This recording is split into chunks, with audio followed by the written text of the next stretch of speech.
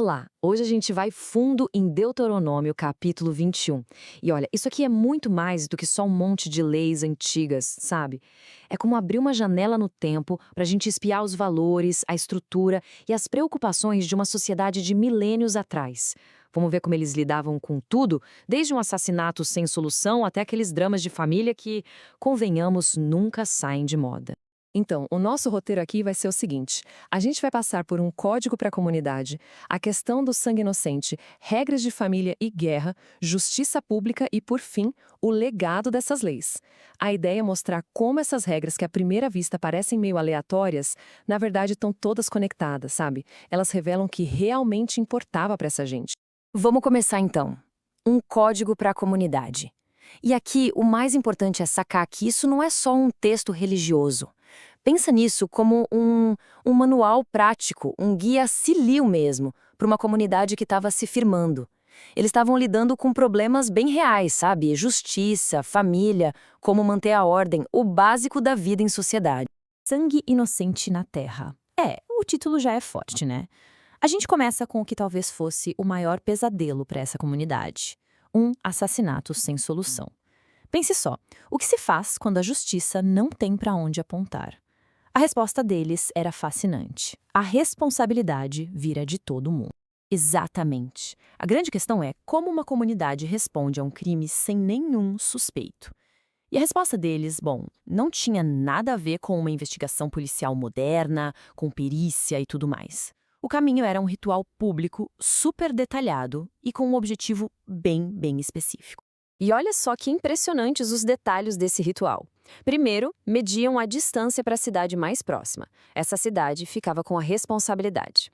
Aí, pegavam uma novilha que nunca tinha sido usada para trabalho, ou seja, pura. Levavam-na para um vale que nunca foi arado, um lugar, digamos, estéril. Lá, quebravam o pescoço do animal. Depois, os anciões da cidade lavavam as mãos sobre a novilha e os sacerdotes oficializavam tudo. Cada passo aqui é carregado de simbolismo, sabe? A ideia era purificar a comunidade da culpa coletiva pelo crime. E o ponto alto do ritual era essa declaração: nossas mãos não derramaram este sangue, nem nossos olhos o viram acontecer. É muito forte, né? Eles não estavam só tentando achar um culpado. O objetivo maior era purificar a própria terra daquela mancha de violência. Era sobre restaurar o equilíbrio entre as pessoas e o sagrado. Ok, agora a gente sai do coletivo e mergulha na unidade básica da sociedade, a família. O foco muda para leis que regiam os momentos mais delicados, digamos assim. A gente vai ver sobre as consequências da guerra e as dinâmicas de poder dentro de casa. E essa lei sobre a mulher prisioneira de guerra é bem complexa. Preste atenção. Ela tinha que raspar a cabeça, cortar as unhas e tirar as roupas de cativa. Aí, ela tinha um mês inteiro para chorar a perda dos pais. Isso forçava uma pausa, um tempo para ela processar o luto pela vida que perdeu. Mas o ponto mais crucial é este. Se o homem que a tomou não a quisesse mais, ele era obrigado a libertá-la, não podia vender como se fosse um objeto. Isso dava a ela uma proteção mínima, mas fundamental. Agora, para a gente entender a próxima regra, a gente precisa falar de um conceito-chave: primogenitura. O que é isso? É o direito do filho mais velho. E olha, não era só sobre herdar mais dinheiro, não. Era sobre status, sobre a continuidade da linhagem da família, da autoridade. O primogênito, basicamente, carregava o futuro da família nas costas. E aí que entra o drama, né? O filho da esposa amada contra o filho da esposa desprezada, como diz o texto. O que acontece quando o coração do pai interfere na lei? Imagina a cena. Um homem tem duas esposas, o primeiro filho dele nasce justo da esposa de que ele não gosta. A tentação de favorecer o outro filho, o da esposa amada, devia ser gigante. E é aí que a lei entra com os dois pés na porta desse drama familiar. E a solução que a lei dá é direta e reta. Os sentimentos do pai, irrelevantes. O filho da esposa desprezada, se for o primogênito, tem direito à porção dupla de tudo. Já o filho da esposa amada, se for o segundo, fica com a porção simples. Fim de papo. Isso mostra de um jeito muito claro como a lei tentava proteger a estrutura da sociedade do favoritismo pessoal. A regra era mais importante que o sentimento.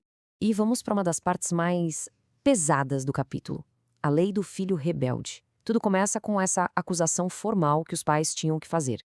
Este nosso filho é teimoso e rebelde.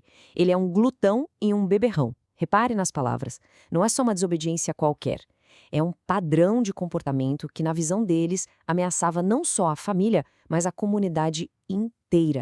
E esse caso nos leva direto para a próxima parte, justiça pública e punição. É aqui que a gente vê como um problema que começa dentro de casa pode virar uma questão pública, decidida pela comunidade. E é aqui que a comunidade mostra seu poder máximo de punição. Isso é fundamental. O caso do filho rebelde sai da esfera privada da família e vira um julgamento público, lá no portão da cidade. A autoridade dos pais tinha um limite. Entende? Eles não podiam simplesmente executar o próprio filho. Ao levar o caso para os líderes da cidade, o problema doméstico vira um processo legal e o veredito final fica nas mãos da comunidade. A punição, a mais severa possível, apedrejamento até a morte pelos homens da cidade. E o propósito era duplo, bem claro no texto. Primeiro, purgar o mal do meio da comunidade. E segundo, o impacto. Todo o povo de Israel ouviria sobre aquilo e ficaria com medo. Ou seja, não era só sobre punir uma pessoa, era para ser um exemplo, um recado bem forte para todo mundo. E depois da execução, ainda tem mais uma regra. A última lei do capítulo fala sobre o que fazer com o corpo. E a base para isso é bem sombria. Aquele que é pendurado é amaldiçoado por Deus.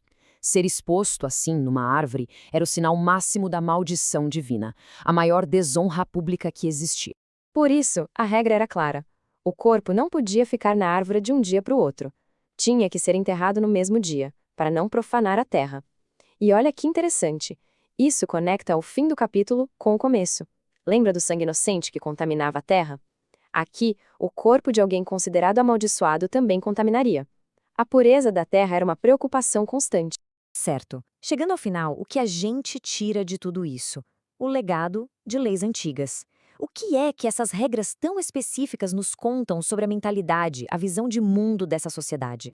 Se a gente juntar as peças, alguns temas ficam bem claros, né? Primeiro, a pureza da comunidade era algo importantíssimo. Segundo, a hierarquia social, as regras eram definidas por lei e protegidas. Terceiro, a justiça era vista como uma ponte entre o que as pessoas faziam e a ordem divina.